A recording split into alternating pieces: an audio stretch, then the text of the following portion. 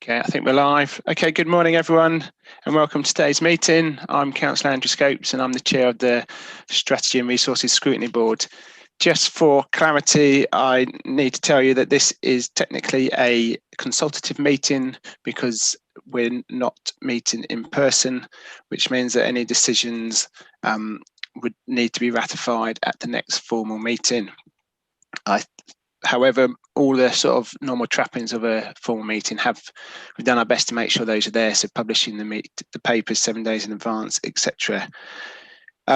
Just for those who are watching who are not members, all the papers are online. If you just search for Leeds City Council Scrutiny Board meetings, you'll be able to find the papers relatively easily, except for one small confidential appendix, which is confidential for commercial reasons.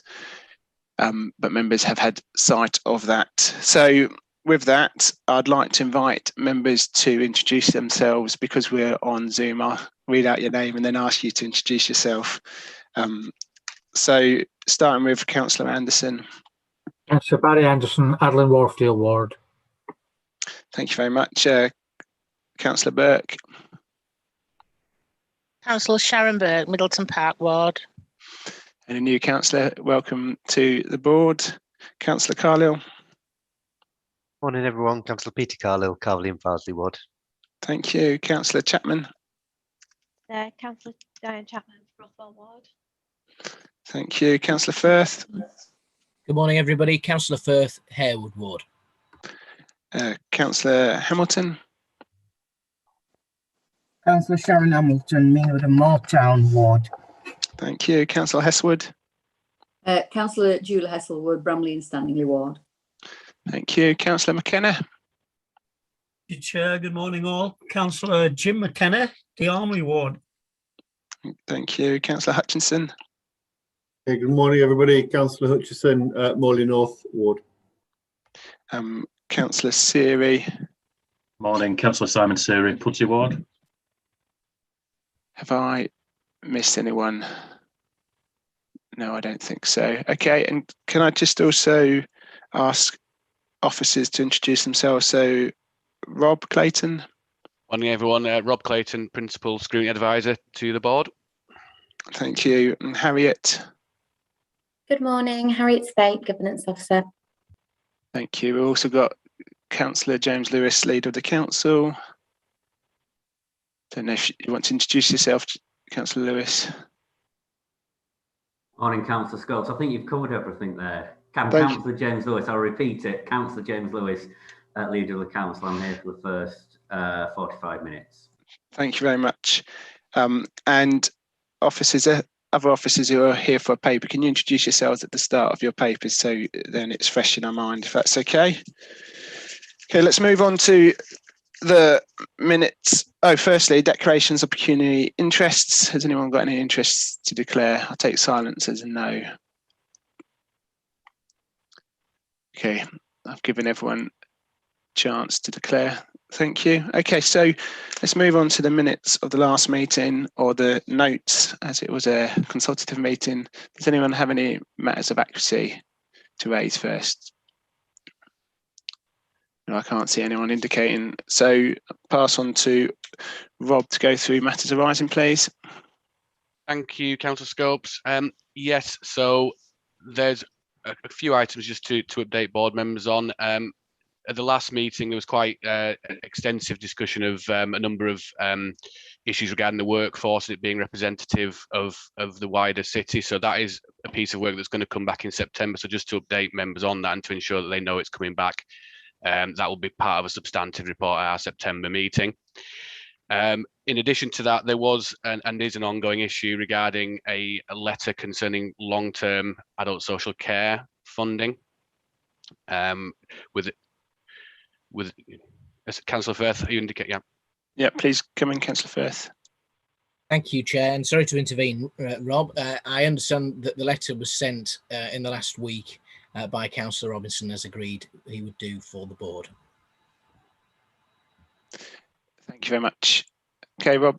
Yeah, in addition to the workforce stuff that I've mentioned, there's also a few items that I am chasing up in terms of issues that were raised and information being sought, and I will get that to the board as soon as possible. In particular, there was talk of mental health issues and a breakdown of sickness during the period of the pandemic. So that's information that I'm chasing, and there's also something relating to ELI and staff in desk-based roles, which I will be getting out to members this week, hopefully. So just to cover those two issues off. Thank you, Chair. Thank you very much. Does anyone else have anything to raise or want to comment on what Rob has commented on there? Can't see anyone indicating. So we'll move on then to agenda item 3. The report is from Rob, but it's probably Victoria's substantive item. So I don't know if you want to speak first, Rob. Just briefly, thank you, Chair. Yeah, and yeah, Victoria is here to provide more expertise than I could on these matters. But it's introducing the budget, service reviews, and financial challenges an issue for the board this year. So there's a number of appendices included. One with the outturn from the previous financial year. An appendices that has service reviews and the details linked to them, and also the financial health report that is going to Executive Board later this week. So those are the substantive appendices. The angle from Scrutiny is around robustness and long-term sustainability of the budget, and that's really what the report from me does do. But any questions, I think, should probably go to Victoria. Thank you, Chair. Victoria, do you want to introduce yourself and make any comments? Thank you, Chair. I'm Victoria Bradshaw. I'm the Chief Finance Officer for the Council. I was going to quickly just go through the main points of the reports, if that's please okay. do. So as Rob has said, these are 3 reports for Scrutiny to look at today. The first is the financial outturn report, and that's on page 15 of your pack. So this relates to the financial year 2021, which we have now closed, and the financial statements are just being finalised at the moment for external audit, and corporate governance will consider those this week. So we reported an underspend of 1.134 million, which is an improved position on where we were forecasting throughout the year. The improved position is across all directorates and reflects that there has been an improvement across those areas. They are detailed in the report, but the main things that we would want to consider is around some improvements in the forecasting on the cost of running the services, some reductions in PPE and the contributions that we've received from health, etc. It is detailed in the report. But what I would say is that 2021 was an unprecedented year for a number of areas, but especially it was very difficult to forecast around the finances. And I think we're seeing that in the projections that are going forward for this financial year 21-22, which I'll go on into in a moment.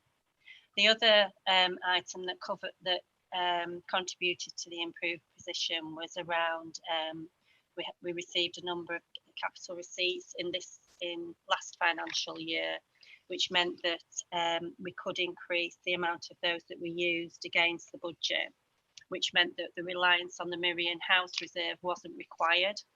I would say, though, that we were using that as a last resort to balance the budget, and that as we haven't needed to use it, then that reserve can be used for what it was set up for, which was to pay the rents over a number of years, and therefore that will reduce the pressure on the MTFS for future years. We'd also was enabled some government funding around COVID pressures, which we'd budgeted for in the forecast that we'd projected, and we've been able now to move that base budget that we'd set aside into a strategic contingency reserve, which enables us now that we have got a challenging budget for the next 3 years based on the information we've got at the moment, and that strategic contingency reserve will enable us to be able to identify savings over that 3 years and buy us some time to make sure that we can implement those savings in a timely fashion, rather than having to make 1 year very quick decisions. So I think those are the main points from that financial outturn position. Do you want me to pause there, Councillor Scopes, and take, or do you want me to carry on with the other two and then we'll take them in totality? Okay. So the next report is on the action plans for 21-22, which start on page 71. And these were the savings that were put forward as part of the budget setting process and came to scrutiny in September, October and November. And then once they'd gone through scrutiny, gone back to executive board, they went through full council for approval. And this is where we are now on implementing those savings proposals. At the moment, we are forecasting that they're on target to be achieved, and that we'll be bringing those regularly to scrutiny to monitor. Excuse me. The final report that's in your supplementary papers, which is on in your supplementary papers, which is classed as Appendix 3, is to do with the current financial health monitoring report, which is at May. So this is just the first 2 months of the year, and obviously it's very, very early. So at the moment, we're for Victoria, just gone on to mute. Ooh, sorry. You just said at the moment we're forecasting, and then you went silent. Okay, thank you. So at the moment we're forecasting a small overspend.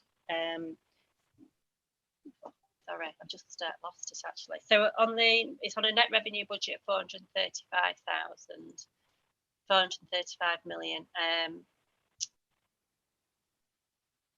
Sorry, I've just lost my place.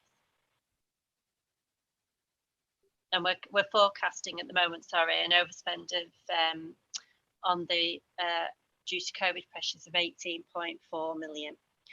But we are funding that through some funding that we got from central government on the to do with the COVID reserve, 24.6 million.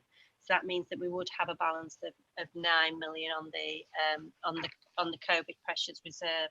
However, what I would say is that we're doing further forecasting at the moment, and there are further pressures coming through that will be reported to Executive Board in September.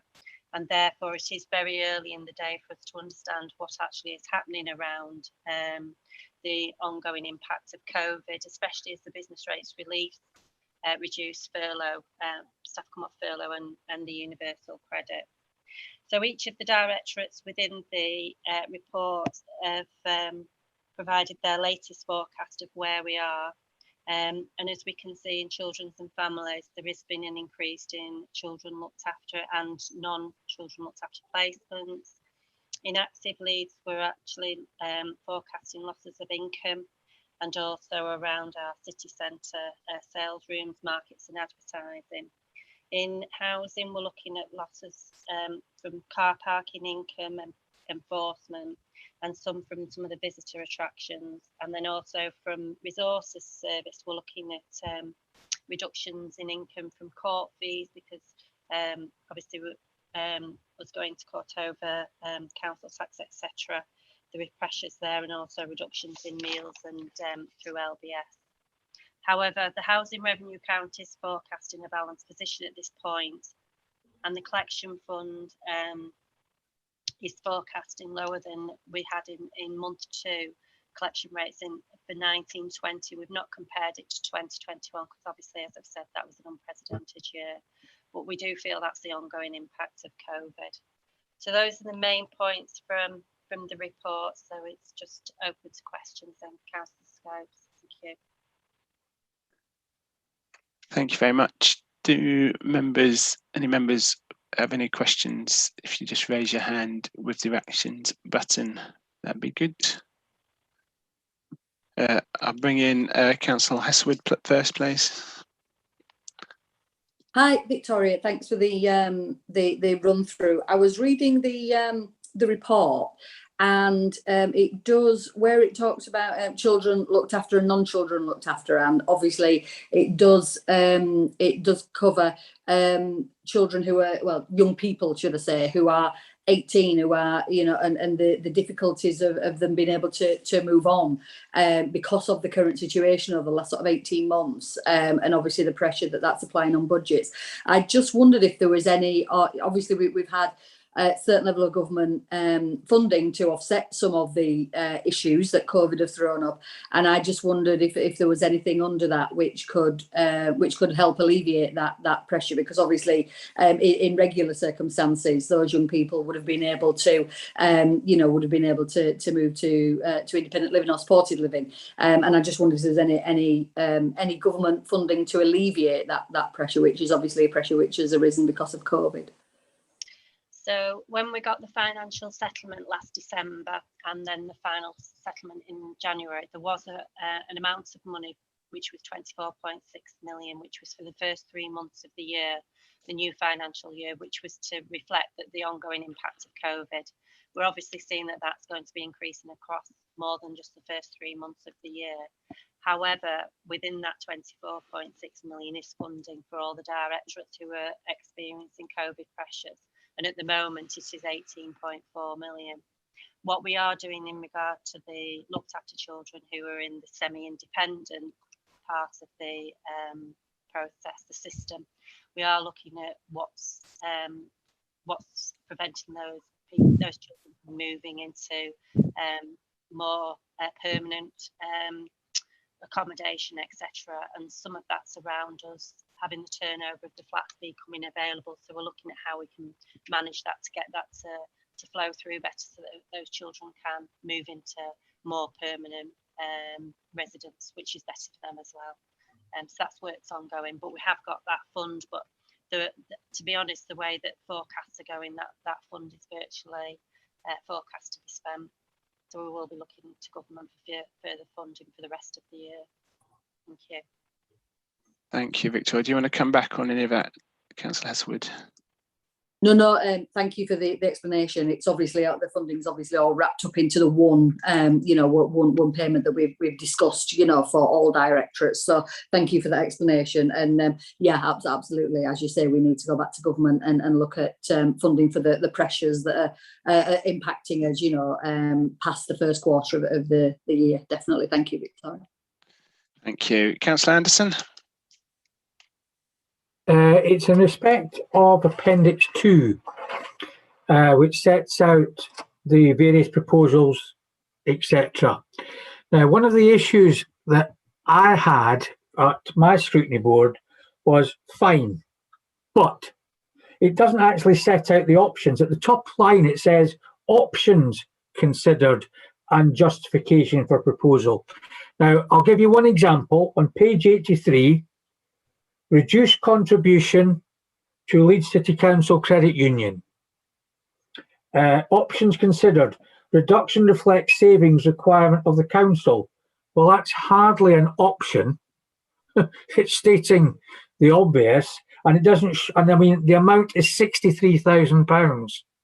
So, would it not be an idea to set out a number of options so that scrutiny can look at that and decide which is and give their views, and then leave the exec board to make the final decision? Would it not be an idea so that we can see it? And then when it says risks, possible impact on service delivery of credit union.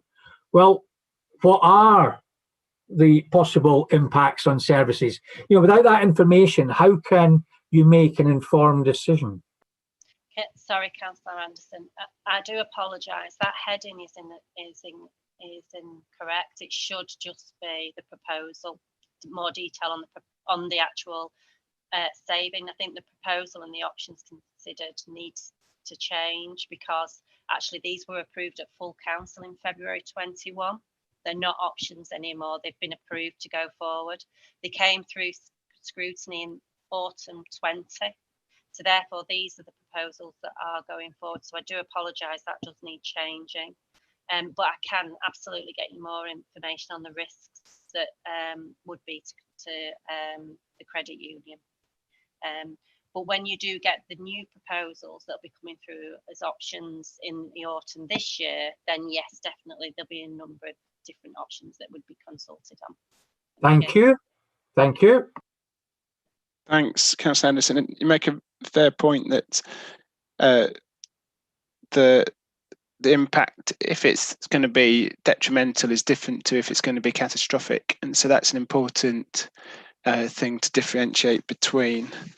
I can't see anyone else indicating at the moment, so I'll just ask a couple of questions, Victoria. So just on page 17, the auditors are due to look at our accounts by the end of August.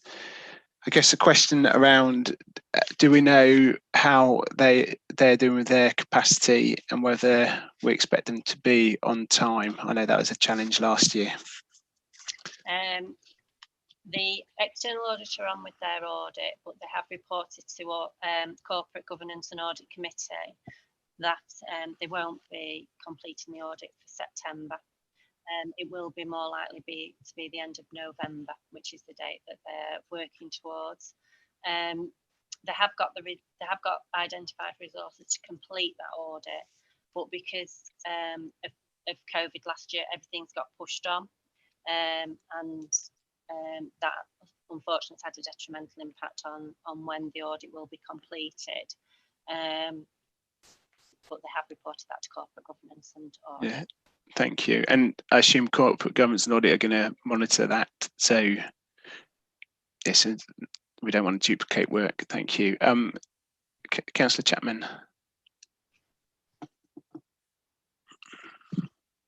Yeah, sorry. Hi, Victoria. I just wanted to ask about the savings on employees.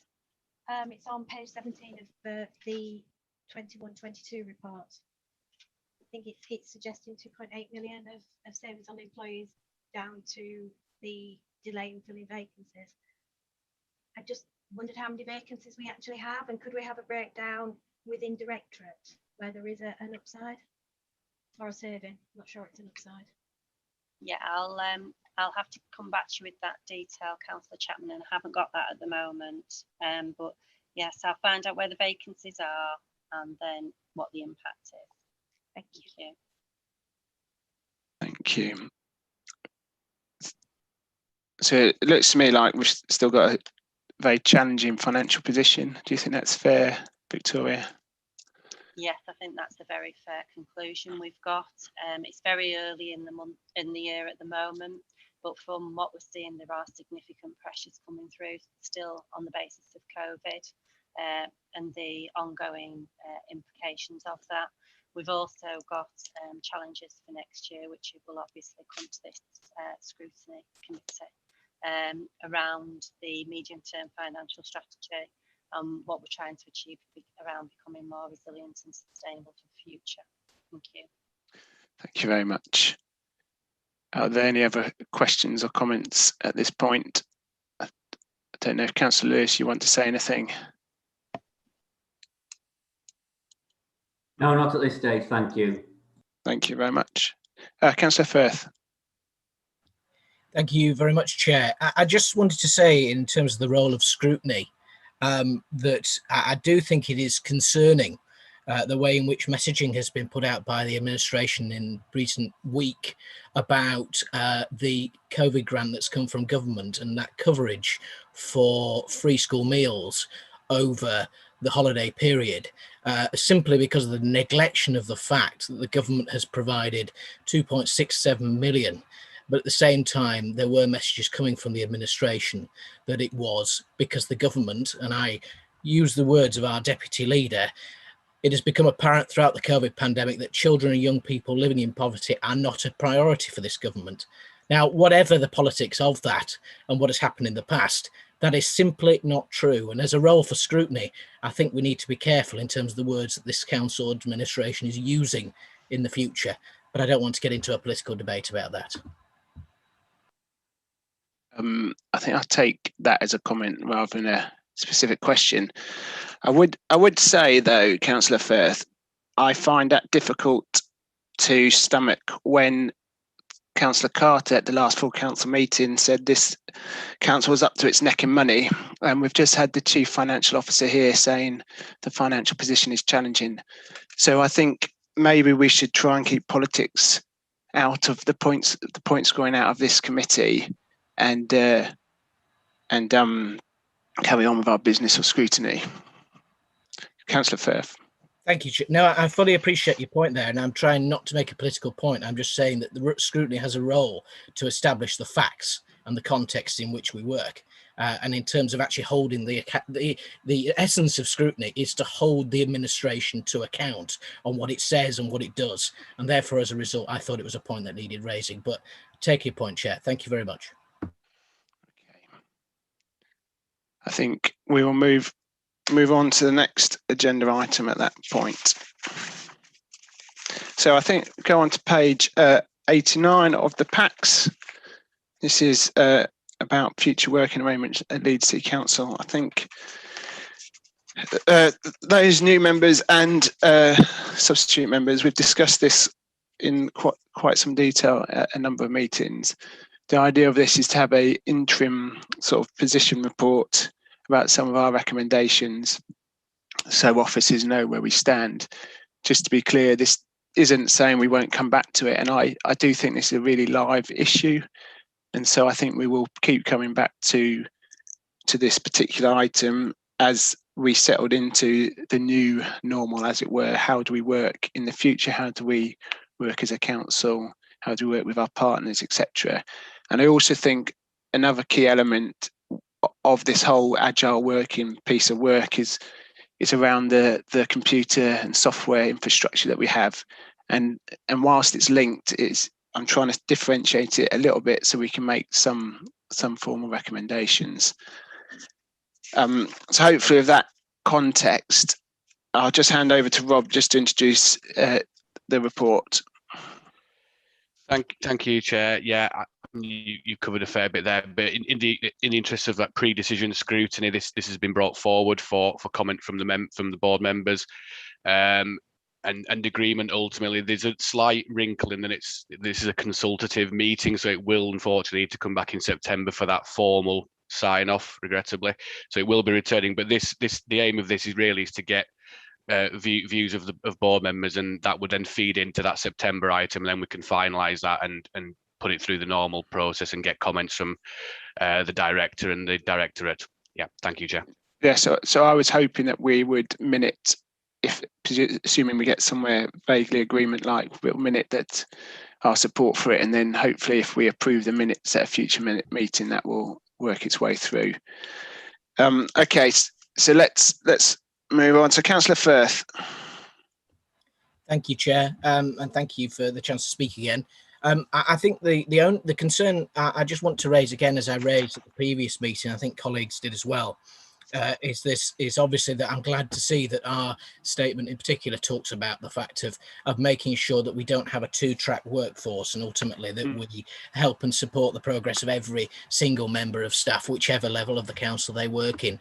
And I think that the one thing that I would like to note is obviously there is around about 30% of those who responded to the survey are currently unhappy with actually spending more time in their actual workplace. But that is actually, yes, we need to have a flexible approach, but that is 30%, which I think personally we need to make sure and restate constantly as a board that we are looking to the future rather than, and actually the needs of everybody, to make sure that we are ultimately maintaining the mental health and improving the work of other people on the council. And I just wanted to confirm that in terms of where we were when we last had a meeting, are there any further comments that council officers can provide to measures that have been put in place to improve the ability of those, particularly who are at the earlier stages of their career in the council, to get more support and also progress as everyone should be able to within the council?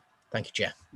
Thanks, Councillor Firth, and I certainly echo the comments around the most junior staff, and that's something that Rob will attest to me banging on to him about since I've become chair of this scrutiny board. And I feel like they're the ones that need the most or benefit most from the face-to-face soft contacts. I don't know who's best to comment. Neil, can you comment on this? If you're happy to, could you introduce yourself at the start, just so people know who you are? Yeah, hi, it's Neil Evans, Director of Resources. I think Alex is on from HR as well. But I mean, throughout this, by taking these sort of surveys, we've been encouraging people to get in contact with us if they are struggling at home. And then through a blend of HR directly doing calls, actually, where certain services have been struggling for capacity themselves, we've been offering that support through HR, but also making sure that managers are made aware of staff who are struggling, so that they are getting some personal support and counselling. And with the return to work for people who've been working from home over the next couple of months, I am very keen, and we've been putting out a message across all managers to make sure that actually there is a personal one-to-one meeting where you can sort of try to get underneath the surface of whether people have been experiencing problems at home, whether they've got issues about coming back to the office, so that we can take all those things into account.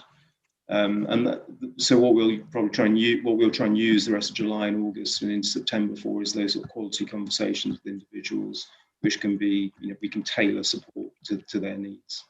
I don't know whether, Alex, you've got anything else you want to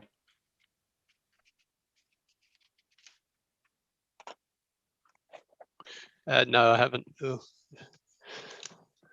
No, I haven't, Neil. Okay, thank you. Councillor Firth, is that okay? Do you want to come back? No, thank you very much. And I think, as you say, Chair, I think the biggest thing that we all care about is actually making sure that we do get back or adapted to the new normal. But ultimately, at the same time, as well as looking at the progress of those individuals who've just joined us, is also making sure that the progress of the council in serving its residents, who obviously fund the work that we do, is actually continued. And I'm really glad to see that that statement about delivery is also mentioned in there as well. Thank you very much, Chair.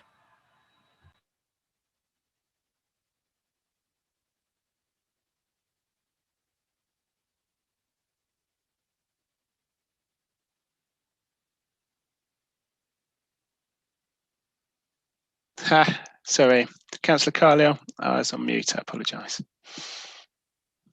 Thanks, Chair. I had 2 points. One actually is quite similar to Councillor Firth's point. Certainly what we've raised quite a lot is those newer members of staff or people more junior in their roles, just starting a new role, etc. But also we've mentioned those on apprenticeships as well. And obviously the council has got some really positive plans and promises to apprentices in the city. And I just wonder whether actually the statement should make specific mention to those in training, because we've got a lot we can do within the council around bringing apprentices in to help us with services, but also more wider across the city and them coming in. And I know we mentioned support for all staff, but I'm considering whether something around those staff in training or in apprenticeships with us should warrant specific mention in the statement. The second one I was going to raise is more, it might be a question for Rob actually, because obviously our scrutiny board has a set remit to look at. When we're looking at the more flexible working policy, a number of members have raised the issue around where that puts us in terms of climate impact as a council. If staff are working from home, obviously they're still counted as our impact as the council, and is it a positive impact if they're not getting on transport into the city, or is it in fact that their houses are less sustainable, and in fact they may end up using more power than previous, etc. And that's a question we've had. Now obviously that might step outside this scrutiny board's remit, however it's in terms of our staff and our particular strategy. So I just wondered if Rob could talk around whether one, that's something that we should include, or whether he's aware that another board is maybe looking into the impact of that, just to reassure the comments that many of us made. Yeah, thanks, Councillor Carlyle. Yeah, I think it's a valid comment, and it is an issue linked to this, the balance between reduced transport and then obviously people at home are using energy as well. But in terms of remit, I think you've hit the nail on the head to some extent in that it that specifically, that element would sit outside of our work and would be for the Environment, Housing and Communities Committee to pick up in terms of their areas of responsibility. It has come up in discussion, though. I take that point, and the statement could indeed cover that angle. But if there were to be substantive work, I think it would need to move on to the other scrutiny board that I've mentioned. Okay, Neil, do you want to come in on this point? Yeah, I mean, just as for Councillor Kyle's benefit, I mean, an assessment has been made, and the overall net effect was actually beneficial on carbon, actually, of greater working from home. Obviously, it depends on how far people are travelling and how generous people are with their central heating, but overall, the net impact was beneficial. And Polly Cook and her team have done some work on that, if you'd like to see that. Thank you. It might be worth sending it to members outside of the meeting if you've got something you can share easily, Neil. I can chase that up, Councillor Scopes, that's fine. Yep. Thanks, Rob. Okay, Councillor Hamilton. Thank you, Chair. Mine is more or less a comment, really, but I think Neil did touch on it. It's regarding the 30% who are currently unhappy. Sometimes we think it's great being at home all the time, and the novelty can easily soon wear off after a while. So I'm glad when Neil said that they'll be having their one-to-one, because we all think it's great being at home and working from home, probably popping in now and again into the office, but sometimes those novelty can wear off. So having the one-to-one, if they wanted to come back full-time, there won't be any barriers and stuff like that, apart from picking up on other issues. And that's 30%. We must remember there's a lot more people who are quite happy to provide service for the public, and that's what they're there for. It's not about being at home. And also, I think it was raised last time, we don't want issues raising with regards insurance, etc. So for them to consider, the officers have picked up all that with regards to insurance, extra heating, gas, electric, etc. Why I'm mentioning this, because working in the NHS, this did come up about some office staff working from home, and the novelty wear off quite easy. Thank you, Councillor Hamilton. I think that's a point well made. Okay, Councillor Heselwood. Thank you. It's just in relation to the working from home, and I in another role at council, I am a women's champion, and I attend some of the staff network meetings, and that there are concerns, obviously, during the pandemic. Working at home placed an enormous amount of pressure on particularly women. I'm not saying it didn't on men, but a lot of reports have been written on how it placed that additional burden on women. We've had reports of women getting up, at sort of 5 a.m, doing a couple of hours work before children got up, then having to homeschool, then doing some more work, then working until 11 o'clock at night, balancing children, work, running a home, all those kind of things. And some people are concerned that although for some people, that working at home works better for them and their caring responsibilities, for others it places an extra burden. So if we can just because it won't, the burden of caring, it suits people better, some people better working at home, it doesn't suit everybody better. So if we can just be mindful of that, and that one size doesn't fit all, and that we really do need to have those individual conversations with people to make sure that we are helping people as much as we can, and not placing an extra burden just by asking them to work at home or doing that blended working, because each person is individual and we need to take that into account. Thank you. Thank you, Councillor Heselwood. This point very well made, and I know you made a point recently in another context around ensuring protection against domestic violence type situations, and I just think that's worth pointing out here as well. I don't know if you want to say anything on that as well, please, Councillor Heselwood. Yes, thank you. We have seen, obviously, in the last 18 months, a significant rise in domestic violence incidents because everybody, or not everybody, most people have been working at home, and we've found that people who have been who have suffered domestic violence, this has increased during lockdown because people have been, in houses together, isolating or working from home, and they've been spending, their whole 24/7 at home, and this has increased domestic violence. For both men and women, and we know this has had a significant impact. And going forward, obviously, that's going to, as we come out of lockdown, that's going to become more prevalent, and we're going to see the impact of that as we come out of lockdown. So again, people who have been working from home need to be given the option to come into the office, because that may be the route they need. If they have been suffering this domestic violence over the last 18 months because of being, trapped in a home basically with a perpetrator, they need to be able to come into the office and hopefully get the help they need by being able to do that. So there are a lot of issues to take into account. We know that working from home does suit some people, and we need to look at that. But we also need to understand that there are a lot of people that working from home has had a detrimental impact on. And thank you for letting me raise that issue, because both the issues I've raised, have a detrimental impact on people, and we really do need to take account of that when we're looking at the home working policy. Thank you, Councillor Hesselwood. Neil, do you want to comment? I assume the one-to-ones is the way that will come through, and I just emphasise the need for that to be taken seriously. Councillor Firth, I don't know if you want to come in on this point, or is it something else?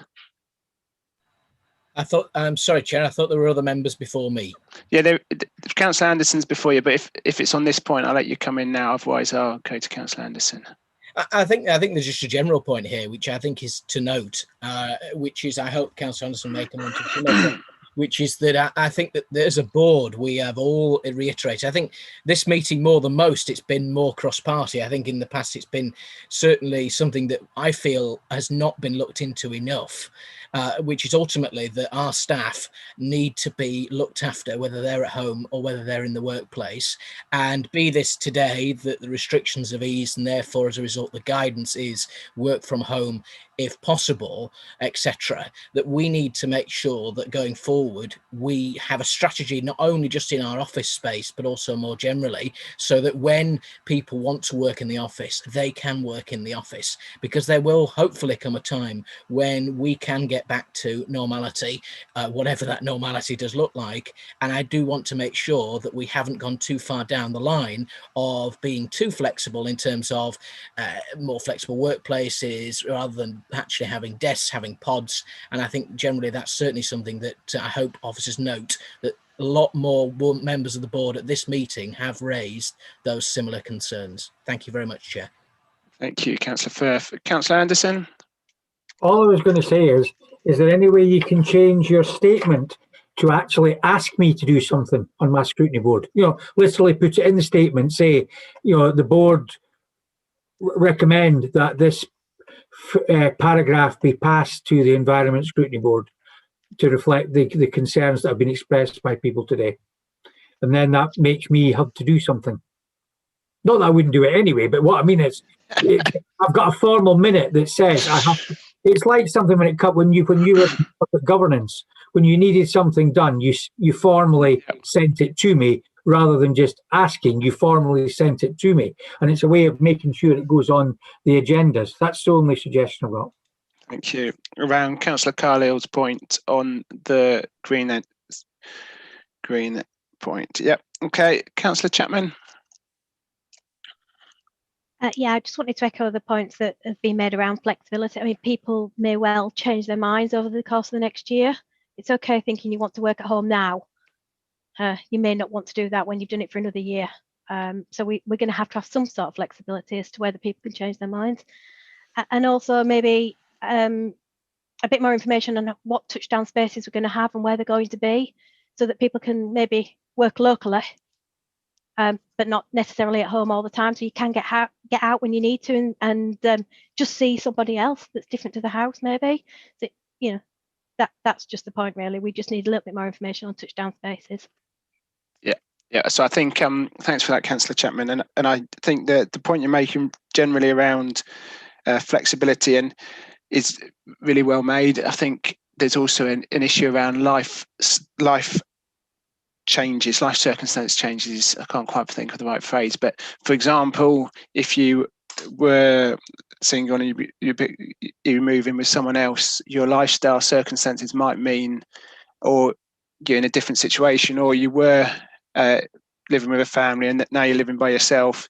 Again, that might change whether you want to work at home or not.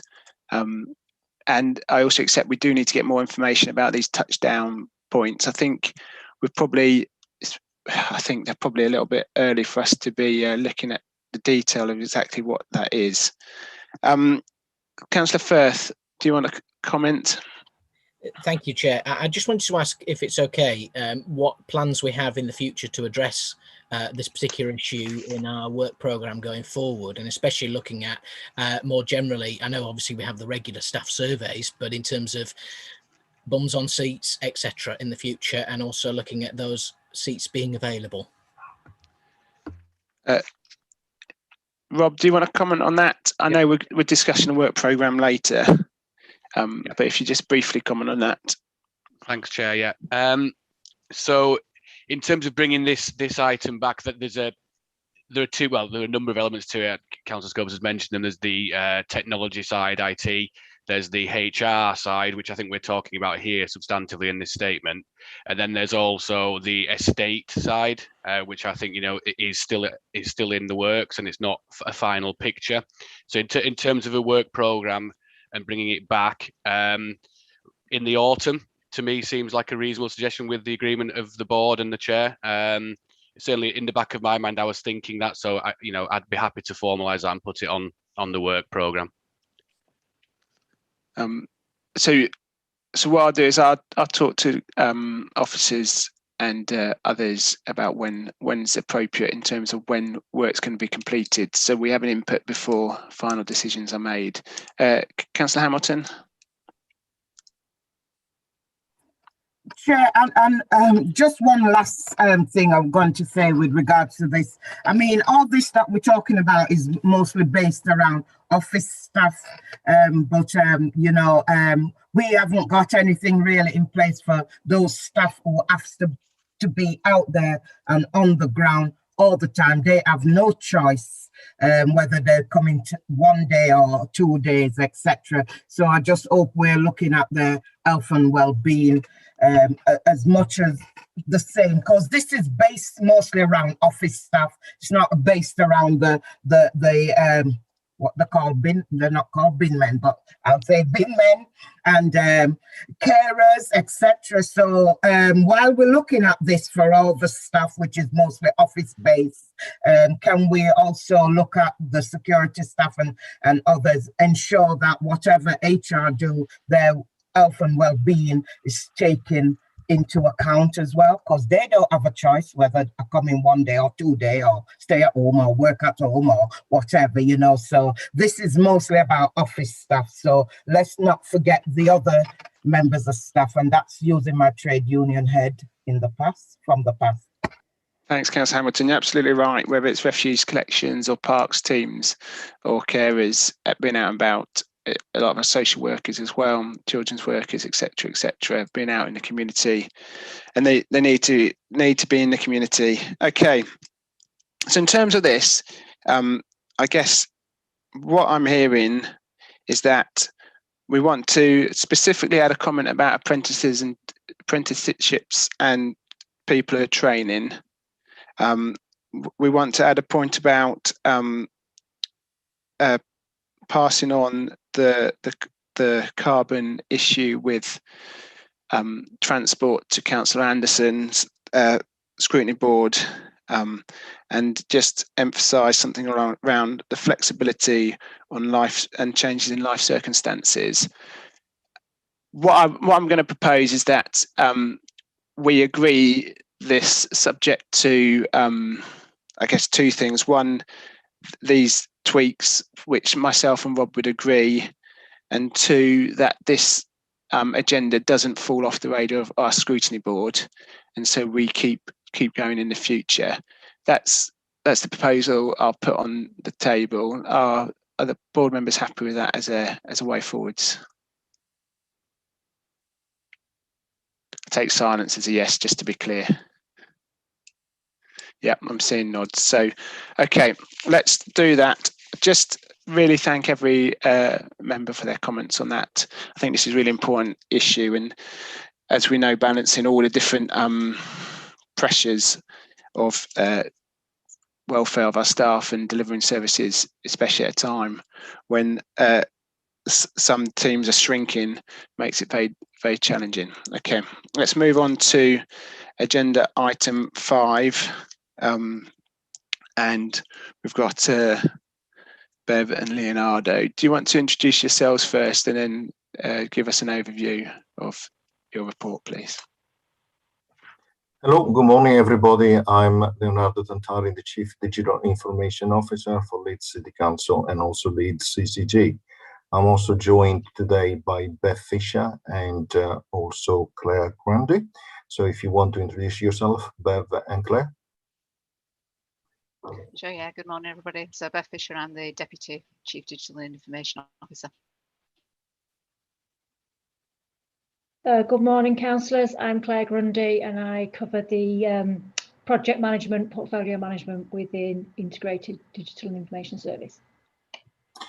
Okay, so today we are expanding on previous meetings when we talked and reporting on the overall vision and plans for the DIS function, for the digital function. And in particular, we are covering 3 topics: prioritization, resource capacity, and workforce planning. So in the report which we have submitted, you find on section 4 a part which talks about the prioritization of projects and also gives the overall prioritization criteria which is currently used in the digital function. As you can see, we prioritize projects by urgency and also strategic importance, and we determine 4 different priorities, with the first one being the highest and the third one which we serve straight away, and with priority number 4 being the one which has least importance or will be fulfilled after priority 1 to 3. It's fair to say that, as you can see from the table, we have tried to put emphasis on strategic importance and urgency. You see things, if you look at the table, you see things like consideration around the strategic savings, service failure, particularly if a project is trying to dealing with a critical failure or a critical need, which of course can impact the services that we provide to our citizens. But it also looks at things like corporate solution, legislative and compliance, and even unforeseen events. As we know, as you know, we had COVID-19 as an unforeseen event.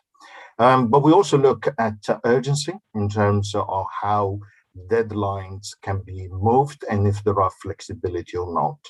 So that is what you see on priority number 1. And as we move from that priority to the number 4, there are different gradients in terms of how that flexibility in terms of time and strategic importance changes. It's fair also to point out that we will fulfill, once we have defined priorities, resources to project based on the skills as well that we have available, because certain projects, of course, will demand different skills. And additionally, we will have to make, we make regularly pragmatic decision in terms of where current projects are in the life cycle as well. So that gives you an important point in terms of how DIS, the digital function, prioritize projects. So we define the 4 priority and then we start to fulfill with resources project from priority 1 to priority 4. We have a couple of tasks ahead of us. I'm personally reviewing the prioritization by each directorate in the council, and I have a meeting scheduled with each of their SLT, and in terms of reviewing the priorities and see if they agree as well with our prioritization scoring. And then I will bring the result also further to CLT if there are any further need of conversation. I'm also working on a 5-year plan to understand better and plan on how rationalization of applications in the council, because it consumes a lot of our resource capacity. Later on in the report, you find that mentioned a statement regarding 70% of our resources are allocated to supporting to keep the light on, leaving a very small capacity dedicated to actually new project works, which is fundamental, particularly as we want to move to the new digital world. So preparing a 5-year plan is fundamentals when it comes to actually see how we can rationalize that estate. We have more than 600 applications, and the council with something like 1,600, 1,700 different access databases. So it's quite a complex environment. So reducing that, the number of applications will give us also the ability to free up people to work on new projects, new processes, and also digitizing. And the third stream which we are working on is retraining as well, which is part of redirecting also the capacity to new technology and new projects. Without going through line by line, the report continues to highlight our challenges, particularly when it comes to resource and capacity management. And indeed, we have listed a number of roles, starting from the solution architects, integration tester, technical lead, business intelligence, but also security, for which we have mentioned a particular paragraphs where we actually struggle to bring in and fulfill those roles. And the reason that we struggle is partly due because we are competing with other public sectors, with also the private sectors, and sometimes it's due to technologies, sometimes due to the fact that we actually don't pay the right salary based on what the market rates are demanding. And indeed, you have an example, some examples in the report where it goes into, for example, what would be the average market salary for a solution architect, what would be the LCC grade, etc., etc. So you can see that example in the report. So hopefully those highlight some of the challenges that we currently see. Those challenges, of course, in fulfilling post in the digital team are accentuated or increased as technology progresses, as technology changes. Just to give you an example, again, in the report, we highlighted that if we look for a solution architect which is focused on cloud, then you can see the market rates jumps even higher to 90,000 instead of the average of 75,000. And that is just one example of one type of resource that when it is focused on a particular technology, how that demand different salaries. Of course, we have an NJC scales, which has a minimum salary, which needs to be reviewed as well. And we also asking that we review the importance of technical versus leadership as well in terms of fulfilling those roles and assigning the right grade and salaries. We have done some work on agency staff, and we have committed to as much as possible to move away from contractors or temporary agency staff which have been in post for longer than 2 years, and to focus on the contractor coming in or temporary agency staff to come in and transfer the skills that we currently don't have in place. That hopefully will help us with retraining our staff, and also will help us to focus those temporary agency staff on skills that or things that perhaps we don't have currently in the digital team. So there are other things as well which we are doing. We are definitely looking at retraining staff.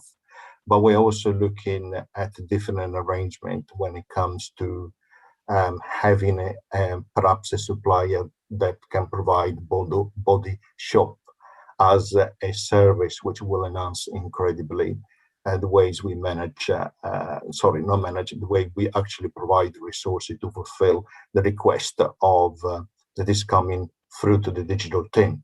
It's fair to say that the demand is outstripping significantly the capacity that we currently have.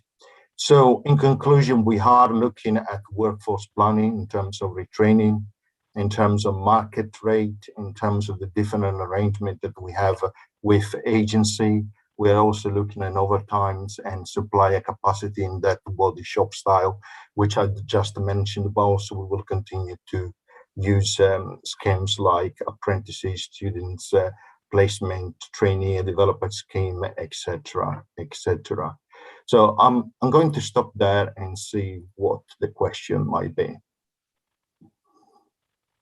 Thank you. Thank you very much, Leonardo. Councillor Firth. Thank you very much indeed, Chair. And thank you for that introduction, Leonardo. I just wanted to ask one particular question. There was a mention there about training coming from agency staff, and I know that there's a commitment to hold agency staff for up to 2 years. Don't get me wrong, I think it is concerning our reliance on agency staff, but I appreciate that that won't be a concern that other people don't have as well.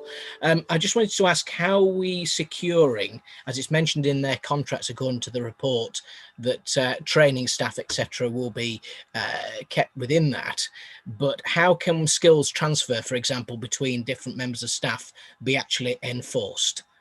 Or will staff leave the council and potentially take their skills elsewhere? So there are a number of things as an answer. First of all, I ask already, and that's why we have Claire here as well, which help us to manage the portfolio and allocating resources to projects, to enforce a handover where we use agency staff as part of the project, so that we don't delay the execution of the project where, for example, we need to have a temporary agency staff or contractor coming in at the beginning of the project, but we definitely have as part of the project at the end of the project additional task to enforce the training and handover. Because most of the time what happens is that if you're in a rush and you're already struggling with resources, then it's easy to move on to the next project without allowing for that handover to happen. So that's the first thing that we have put in place as well. Additionally, we are looking for any additional training that we are doing to ask staff to repay back the cost of the training. That's what we are looking to do if they leave it before 2 years. Inevitably, in a market where we struggle with some technical resources, particularly as we move more to the cloud, that competition will always be there. And after 2 years, we may still find people which wants to move anyway. But at least that will give us enough period to actually retrain or pass over those skills internally as well. Can I just come back in on that point, Chair, if that's okay? Yes, that's fine. Yep. Yes, thank you, Chair. I just want it is interesting, this idea of enforcement through a contract, because effectively it would be very interesting to see how that actually happens in reality. Can I ask, is it already in place?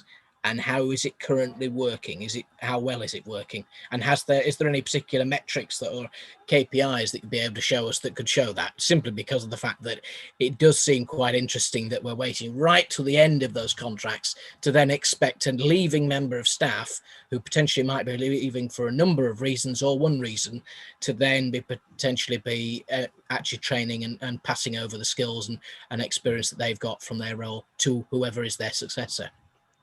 I can see Bev that wants to step in. Do you want to answer, or shall I go?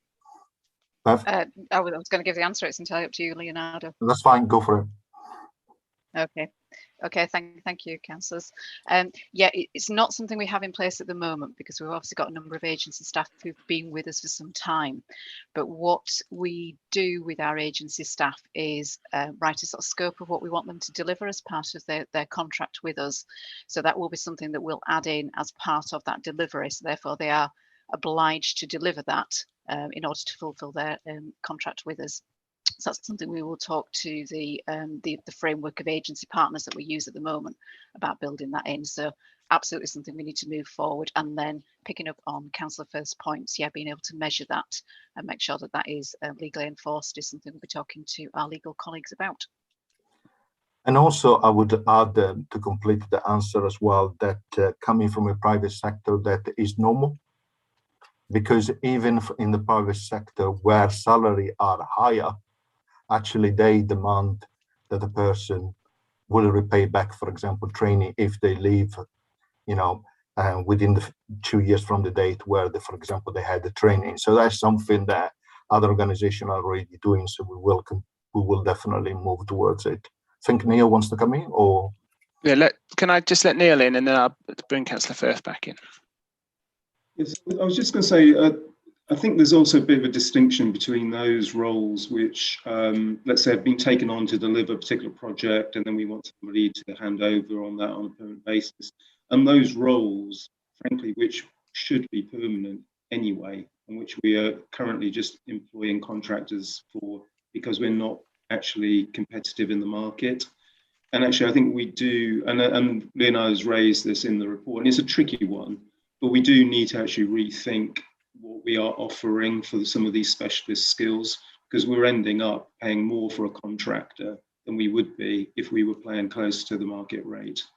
And it's a difficult one, I know, it's a difficult one for members and the public. If you get something like the Taxpayers Alliance, you know, publishing everybody is earning more than £50,000, and you increase that number to actually accommodate some of that, that's difficult. It's difficult for trade unions, I think, to see staff who don't have any management responsibilities, who are purely there for their technical skills, being paid large amounts of money. But logically, it will make more sense for us to be offering something which is competitive in the market to actually enable us to have that full time.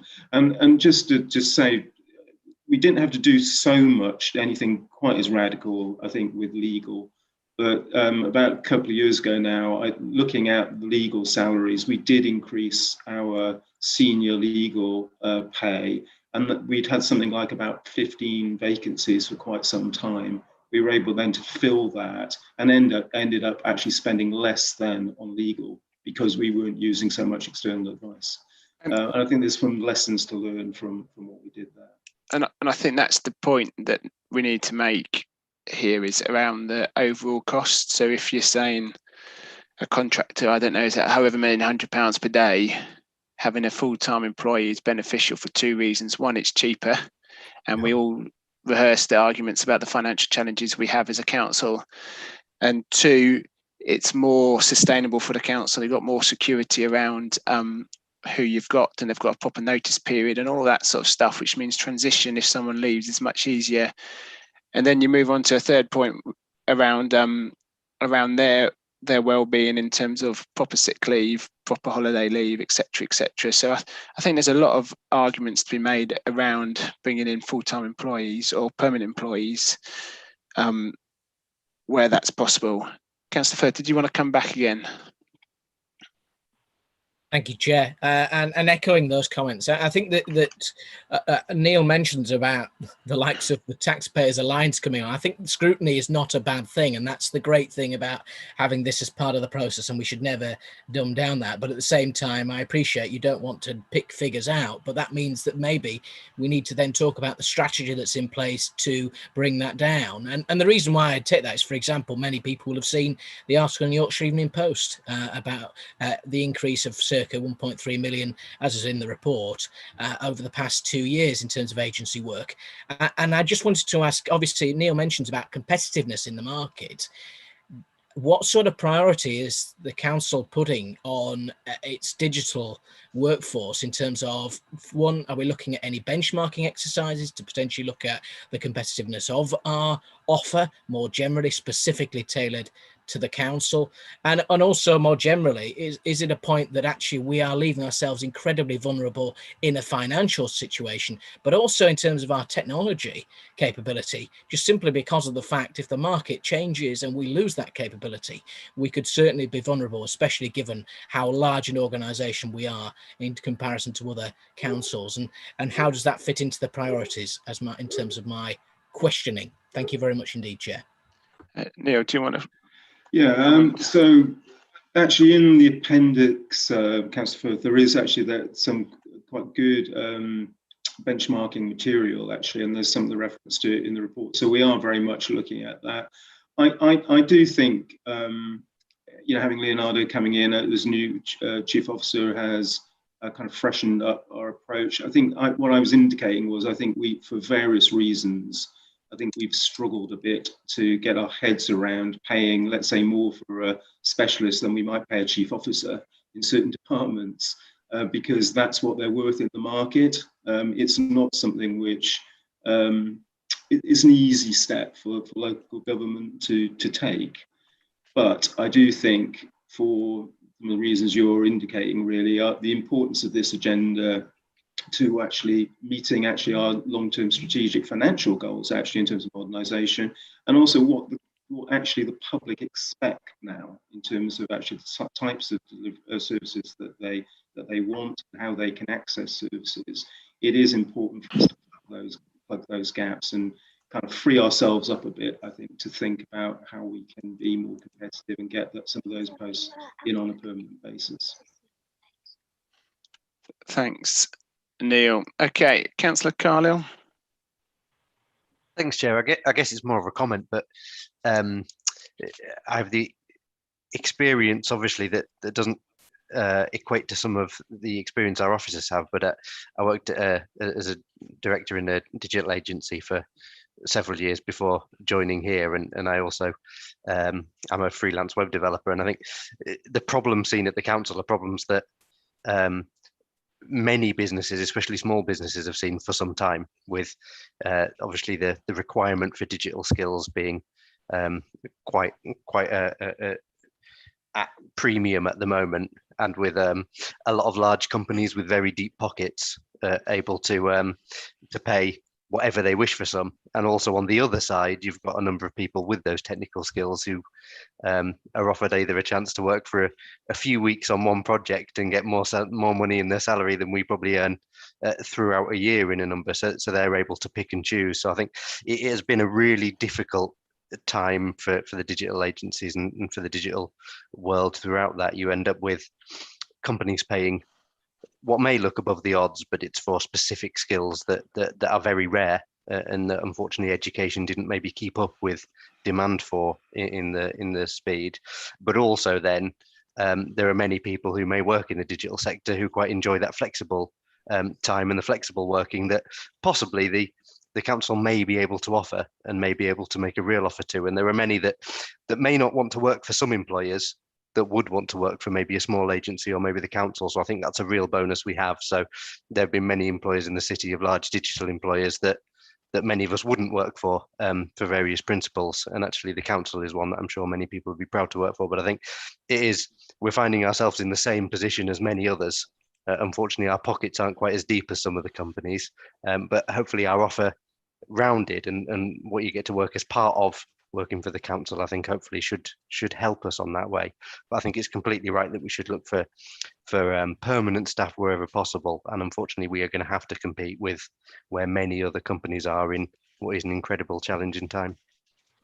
Thank you, Councillor Carlisle. I take that as a comment more than a question. I think there's lots of benefits that you've mentioned, and not least the pension benefit, which you didn't mention, but I'm sure you were cognitive of.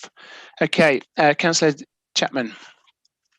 Yeah, that's just to echo really what Councillor Carlisle's just said. I actually do work for a big company when I'm not doing this, and they have deep pockets, and we still struggle to get any data analytics people in at a senior level. So it's not just unique to the council or small companies. There are scarce resources. It's not even just technical skills either. We're struggling with pay inflation across the board generally at the moment. Yeah, thank you, Councillor Chapman. Thanks for those comments. Neil, is your hand up because you want to make a comment? No. Okay. So I think there's a few things there, Leonardo, and I think I'd come back to the 5-year plan that you mentioned, and it's just on top of page 101. And I think what would be good is maybe to circulate sort of an outline of what that might look like to the board, and then we could have a discussion about when next to bring this agenda item on this particular aspect back to scrutiny, so we can just keep an eye on progress, because I think I think you'll recognise that there is a challenge, and I think the points made about significantly more demand than capacity is a real concern for this scrutiny board. And so seeing how you manage that, because obviously significant more demand isn't a sustainable position.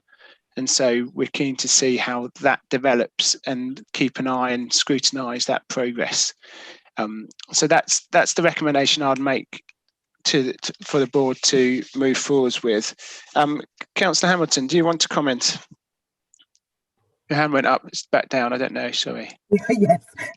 No, I just was going to ask, I know it's a very competitive market, etc. And these vacancies that we have, are they advertised as full-time, or have we considered like part-time? Because you know, they might look at this as a part-time salary. You know, it might be a silly question, but I just thought I'd ask, because if we're having problem getting people to take them on if they're full-time, and we know well, I can see how much most of them earn, have we considered maybe part-time? Bev, do you want to come in on that? Yeah, I apologise as well. I had to disconnect. I'm having terrible home broadband connection issues this morning, so I missed some of that. But yeah, absolutely, Councillor. We've offered part-time flexible working. Obviously, remote working as well is something that's quite suitable for digital skills. So we've tried a number of those things over a number of years, and we do have people who take us up on those options. But it is an increase in a competitive market, and it is that balance, as I think was being talked about earlier on, that we need enough staff with enough skills that we can do the bulk of the workload. And yes, from time to time we may supplement those with agency workers, but part of the dilemma as well, we will be having enough permanent staff to take on those skills from the agency workers at the end of those contractors. So yeah, apologies, I missed some of the conversation, so you may have covered that, but absolutely, those flexible options we've covered. Thank you, Bev. And I think that comes back to Councillor Carlisle's point around there are definite benefits to working for the council as opposed to maybe a large corporation. Leonardo, do you want to come in? Yeah, I just wanted to expand on the point that Bev mentioned, because we have actively recently looking at some roles where working from home. I know I've been I've been on the scrutiny meeting this morning from the beginning, so I heard the conversation of working remotely. But we have considered that as well, and we have found that in some cases we can find developers or technicians which do want or prefer to work remotely because they can, for example, adjust around their own time, and also because they can apply from different locations. So part-time and also a combination of working remotely helps or help. Thank you, Leonardo. So if I go back to just what I was saying around a 5-year plan, it'd be good to circulate that, and I'll work with Rob on when best to bring that back in terms of monitoring progress. Are board members happy as that as a way forwards on this item? I think it sounds like we all agree it's an important item that we need to keep an eye on. Now more than ever, our digital infrastructure is as important as it possibly could to the effective working of the council and the delivery of services that we provide the residents of Leeds. Okay, good. I think I've taken silence as agreement, just to be clear. So with that, let's move on to agenda item 6, and we've got Alex, and this is quite nicely linked because it's about agency staff more generally across the council, and clearly we've just been talking about one aspect of that. So over to you, Alex. Okay, thanks. Thank you, Chair. Good morning, everybody. I suppose what the points that the report's making really is that agency workers are always going to sort of feature in our staffing mix, and really I don't foresee a situation where we would have no agency workers at all in a large organisation like Leeds City Council, and the experience of other councils is going to be similar. However, I think it's really important that we demonstrate that we are getting good value from what we spend, and that level of spend is appropriate. So the report sort of details the spend, and I think one of the points I'd make is that there has been a significant reduction in the last 10 years around the use of agency workers emanating from our initial financial challenges, but the spend has gone up, and I think some of the stuff that you've talked with Leonardo about is probably an area where that's increased. Nevertheless, whilst it's only 2% of our staffing spend overall, it's £8.5 million on this area. So the report sets out where we have workers, what roles they do, and the sort of spend across directorates. And typically we've got around 110 agency workers in as full-time equivalents supporting our overall workforce. We've stressed the reasons why we benefit from having an agency workers, which are fundamentally reasons about flexibility, but also I think to cover skills gaps where we have them. And again, I think you've discussed that quite at length with Leonardo, but we probably like to experience other gaps in the near future, maybe construction or something like that, maybe an area where there's difficulties recruiting. But what we've also stressed is that there is a premium on that flexibility when you employ agency workers. You add on a number of overheads to the hourly rate that an agency worker would be paid, and when you look at that, it tends to be that it would be cheaper to employ someone directly, even if you include the pension costs and the other overheads that we have in terms of our employment package. But nevertheless, those agency workers are cheaper than when we pay people premium rate overtime. So there's something there about having that mix in terms of having the right number of core staff, and then how would you supplement it with staff perhaps earning overtime, but nevertheless they'd be skilled and experienced staff who know how to do the job, versus bringing in an agency worker to provide some cover. Given all of that, what we would recommend really is a closer look at what is actually going on, and particularly to look at the things that drive the demand for agency workers. It's been difficult to do that because of COVID for a number of obvious reasons in terms of working with services. But I think as we start to sort of understand what demand will be, we can revisit some of the things that drive demands. A lot of cover is in relation to short-term needs, so it requires us to look at things like sickness, how well people plan for other cover, whether that's anticipated or not anticipated. Another area that's probably worth looking at is the tenure of agency workers, which again links to sort of the points that Leonardo's made. But generally speaking, if we have people staying more than 12 weeks, we start to question whether or not, if it isn't flexibility, could we recruit people instead into either temporary or permanent roles? And I think that's a piece of work that we will need to do, especially looking with services at the length of time that people have been here and what their plans are to remove their agency workers, really, if they are permanent. Like Neil said, we need to make them part of the core workforce, and we've done that before as a method of reducing our spend and getting the staffing mix right. Beyond that, there are a number of other recommendations which would concern some of the controls that we have in terms of the hiring. But I think one of the points I would make is that we want to be able to enable services to make informed choices and to able to, I suppose, have sort of key operational flexibility.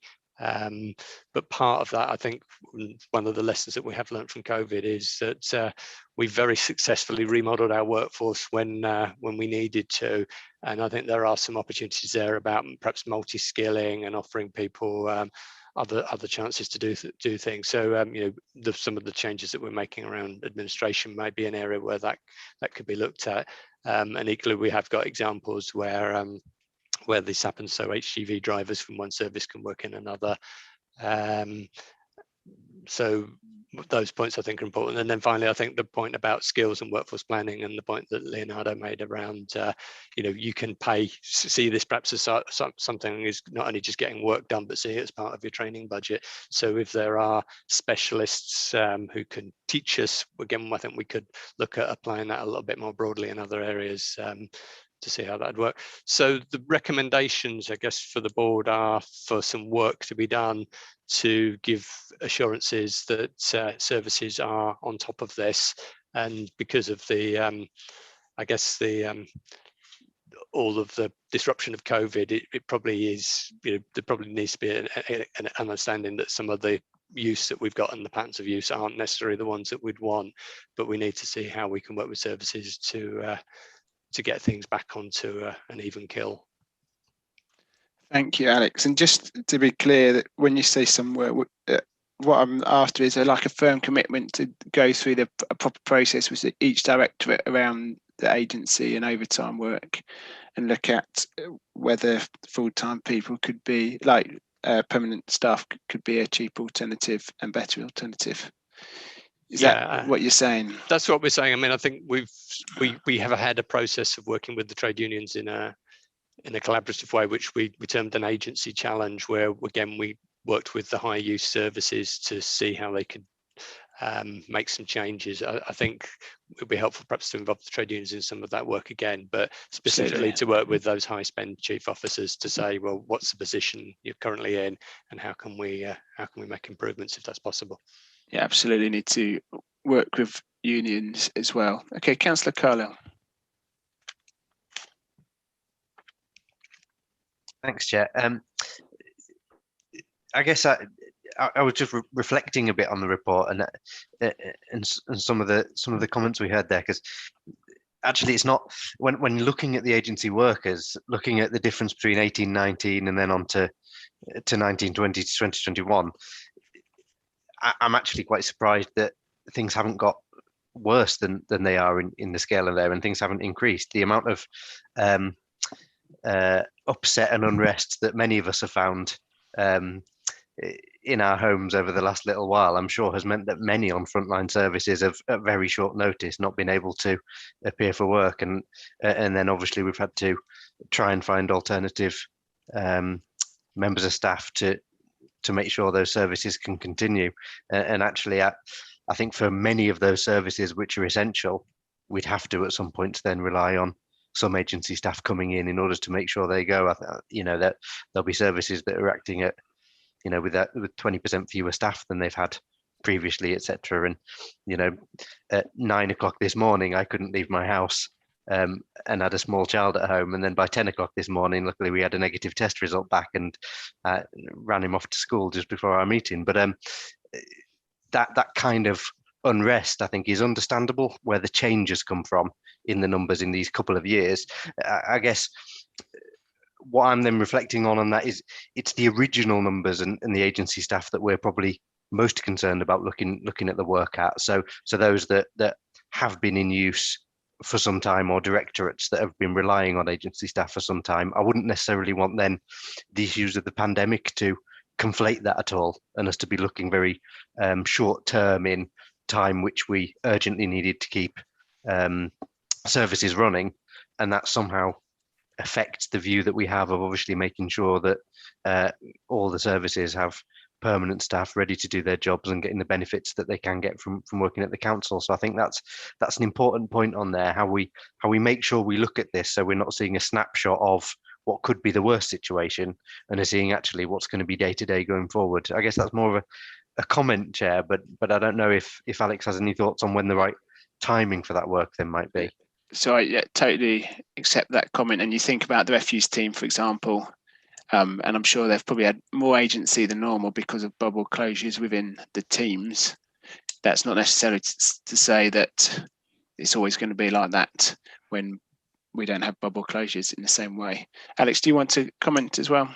Yeah, I think the likelihood is that we will see some increases. And if you think back to the position we were in last year, a lot of our cover came from our own staff who were involved in services that were closed. So a good example would be, lots and lots of refuse need was covered by recreation assistants who worked in sports centres, who were retrained and remobilised to cover that. We haven't got that resource anymore. So it is likely that we may see some increases, especially to provide that cover.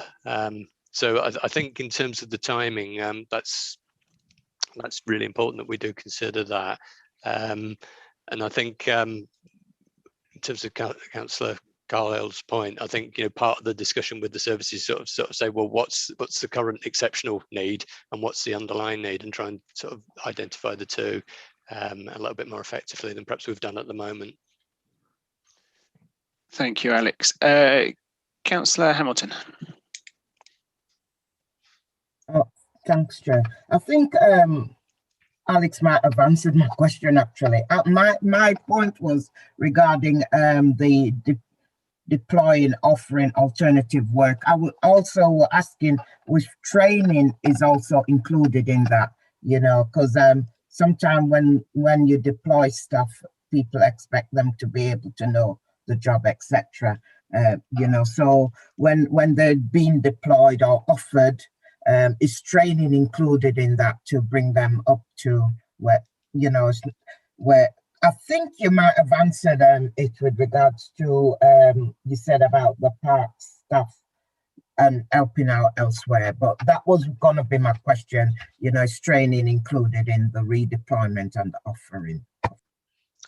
Yes, it is, and it's also it will be to a degree included in some of the sort of very basic induction that you would give an agency worker, so they know what they're doing in terms of absolute essentials around health and safety if they're only coming in for a shift or something, through to having to understand sort of, I don't know, our IT systems and things like that. So there is a premium again on agency workers when they come in.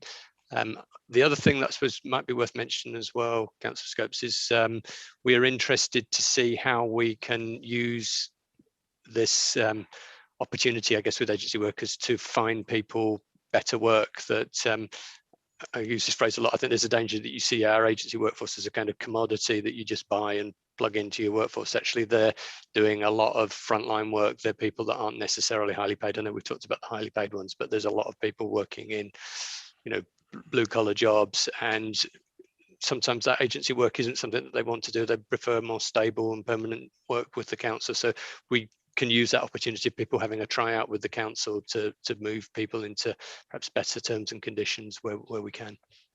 Thank you, Alex. And that, I know when we've discussed this before, you've said that with our agency supplier, there's been capacity to bring them in to full-time, to permanent employment as part of the contract with the agency supplier. Is that right? That's right, yeah. Basically, all agencies, because they have to work hard to find people at short notice, charge what they call a finder's fee. And in our contract, we have to pay a finder's fee, which I think is about a third of a year's salary, unless we employ someone after 12 weeks. So if the agency gets 3 months business out of us, they'll waive that fee if we recruit them into the job that they're doing. If they found a different job in the council, that's a different matter. Yeah, we'd have to just be shrewd about not paying that fee 2 weeks before after 10 weeks, I think. We have done that before. We've had to work with services to sort of sometimes slow down the recruitment in order to avoid those costs. Oh, good. You have done it as in being shrewd about it, not paid it. Good. Thank you. Just to clarify that. Okay, Councillor Firth. Thank you very much, Chair. I wanted to ask a particular question about overtime. Because obviously it mentioned in the report that 9.64 million has been spent on overtime just for agency workers. Can I ask more generally if we could have some more meat on the bone about why that, is there anything being done to mitigate those particular costs, given the fact that those individuals are obviously being contracted for particular projects, and also what KPIs are in place to make sure that those are being actually delivered? I appreciate that's across a variety of different departments, but it is concerning that potentially there is such a significant amount, which is actually potentially even more than the cost for agency workers themselves. So I think just to clarify, my understanding is that overtime is permanent staff being paid overtime rates, and the agency staff is, so it's separate. So when you have a shortage of service, you have a choice between bringing in an agency member of staff or paying our regular staff overtime. Yeah, no, that's correct, Councillor Scopes. And so the directorates have two options, whether you pay your normal staff overtime rate or if you bring in an agency staff. I don't know if that affects your question. I'll go back to you, Councillor Firth. Well, if that be the case, not a problem. And I think the biggest thing is I do know that there is a further discussion that maybe Councillor Anderson would like to come in on to do with his particular board in relation to particularly the refuse department and the amount of agency workers that are required, and also more generally the service provision. But I do think there is a general concern here.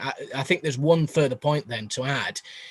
Do we have any particular data that could be shared with the board to show whether there has been any correlation between the amount of staff that have left on the early leavers scheme or have left the authority over the previous year and a half and the increase in number of agency workers? Just can you answer the question around the Eli point? I think if Councillor Anderson's board is looking at something separate, let's park that and leave it for his board, and if he's going to talk about agency for refuse specifically, I can bring you in a minute if you have a keen to comment, Councillor Anderson. Go on, Alex. Well, yes, Councillor Firth, we can provide some detail on the breakdown of that overtime spend, probably by service and chief officers, so you can get a sense of what it was used for, and probably I'll need to check with the people that will get me the information, but we can probably show how much of that is plain rate overtime and how much of that is premium rate overtime as well, if that's helpful.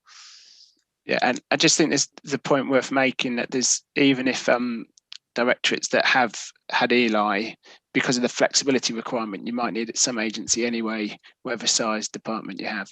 Councillor Firth, do you want to come back? Yeah, and this obviously the role of scrutiny here is to ask difficult questions. Yeah, absolutely. And that's the reason I want to ask that question, is the fact that I appreciate 100%, having worked for, well, I don't need to declare an interest, but having worked for a major recruitment agency, I do understand the work that obviously they've done with the authority, etc.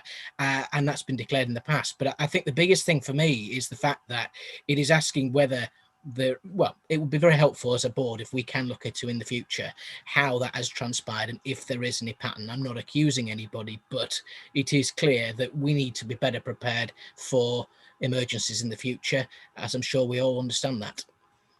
And I think that's a fair thing to come back on, along with the wider piece around progress on this agenda item, which we're hopefully going to make some recommendations on over at the end of this discussion. Neil, do you want to? Is this issue? Yeah, you come on? It was related to the Councillor Firth's question. I mean, clearly, as Alex said, we can provide the information. I suppose, caution the board a little bit about taking too much out of this last year, because it's been such an unusual pattern. So for example, you would ordinarily see some overtime within things like sport, but actually, given that it's been closed most of the time, it won't be there. And equally, teams like the teams that have been putting out all the grants to businesses and so forth, they normally wouldn't be getting overtime, but they have because of the particular pressures that have been there. And Alex has also mentioned some of the things which we've done about redeployment of staff as well. So the pattern will be unusual this year, albeit there are some general lessons which have been brought out in the report itself. Thanks, Neil. And that's the point I think Councillor Carlisle made as well, isn't it? Okay, Councillor Chapman. Thank you, Chair. I was going to suggest that would it be useful for us to have a report that looks at both direct labour or directly employed staff and the agency workers with budget, so we can see where we've got vacancies and the directly employed people and how much of those are being filled by agency, and get a full picture of the resourcing in each area. There are lots of vacancies at the moment, and we seem to have a reasonable number of agency staff. It would be good to see how they match up. And the other question I had, and actually Victoria's gone, But in the financials that we looked at earlier for the exec board, when it talks about employee costs being under budget, or the projection is they'll come under budget, does that include the agency cost or not? I don't know whether we can ask Victoria that outside the meeting. We can definitely ask Victoria outside the meeting if that's, as we probably don't have the person who can answer that online. I think that's a really valid question. I think your point about this agency, I think that's going to, I don't know if Alex has the answer on his fingers, but it's probably going to have to be in a follow-up report along with the other points we're making as he goes through each directorate almost one at a time. That's going to come up with that sort of information, I hope. Is that fair, Alex? That would be a better way of doing it. I think we could understand the position on vacancies better. And I think one of the issues that we've got is the speed at which we recruit people. Sometimes where you've got someone who's left, you need to get the cover in because you've got to get the refuse wagon out or something. So that can feature as part of that work if that suits the board. Good, thank you. I think you've heard. Is that okay, Councillor Chapman? Yeah, just to say, I think time to recruit and the length that we've had vacancies open as well, advertised, would be useful information to include. Yeah, we can look at that. The point is, our permanent staff have notice periods, so that mitigates a bit about the recruitment time, doesn't it? Yes, again, I'm speaking from my own experience at work, and it can take a long time to recruit somebody. You can be talking 2 or 3 months, and you don't always know if someone's, if the notice period is a month, that doesn't give you, you haven't got enough time to get people in, so there will be gaps. I'm just wondering how long we do actually take. One, have we got all the vacancies advertised?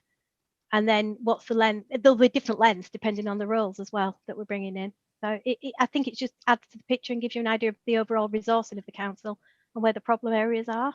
Yeah, thanks, Councillor Chapman. I think those are very fair comments, and I'm sure Alex is noting them for next time he comes to see us. I would just make the point that Neil made, that it was unusual the last 18 months, so some of the length of time to recruit and all sorts of additional vacancy controls and budget pressures will not give you a normal picture, but we can try and tease out some information and the correlations with the use of overtime and agency work.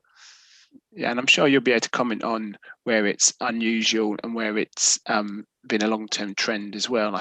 I'm sure there'll be that experience in the council and your team, Alex. Yeah. Councillor Anderson. Yeah, I'm just going to come back on Councillor Frith's point.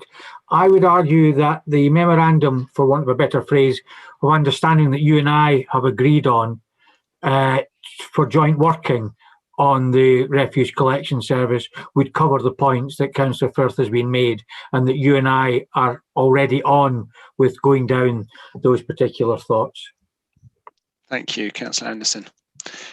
Just for members and the public who are listening, Councillor Anderson and I have been discussing how we can do some joint work together on the recycling agenda from a resources perspective, but also as a Councillor Anderson's board in terms of an environment perspective, just to see if there's any scope to improve collection and or direction of resources in terms of the environmental impact of us as a city.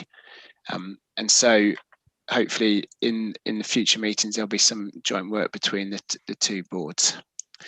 Okay. Your hand's still up, Councillor Anderson, but I don't think. No, that you are correct. That's me being lazy.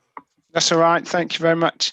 Okay, so I can't see anyone else indicating. So I think what we're saying, if we go to page 161, I think it's paragraph. Was it that one? Recommendations. I think the recommendations are essentially asking Alex to go away and do some work with each directorate and then come back with some further information, which has been discussed in some detail by various members of this board.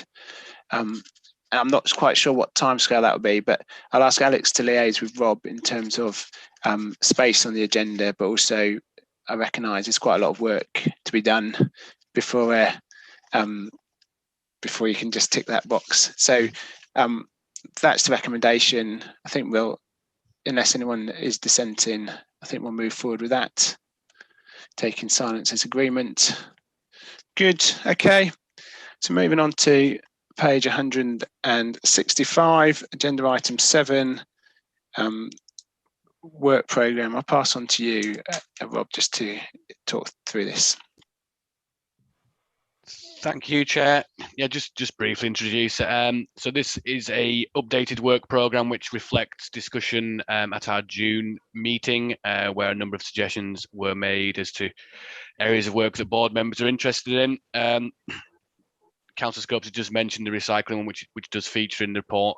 There's stuff around the culture and the work that we talked about earlier, involving suggestions from Councillor Firth. And actually, this meeting has possibly moved some of the goalposts to some extent in terms of the timings that we've got there at Appendix 1. So I think I will need to go away and discuss with the chair around that and see how that the autumn work programme, see how that changes as a result of discussions today. I think that probably summarises, Chair. Thank you. Are there any questions or comments on the work programme at this point? Clearly happy to discuss anything in particular outside the meeting as well, if that's helpful. I can't see any hands going up. Okay, good. So I think that brings us to the end of the meeting. So I'd like to just thank officers for your time and your comments. I'd like to thank members of the board for attending and your very valuable input. It's always valuable to bring scrutiny from different perspectives, and I appreciate that. And with that, I formally close the meeting and ask Rob to turn off the live stream. Thank you. Bye. Thanks, bye.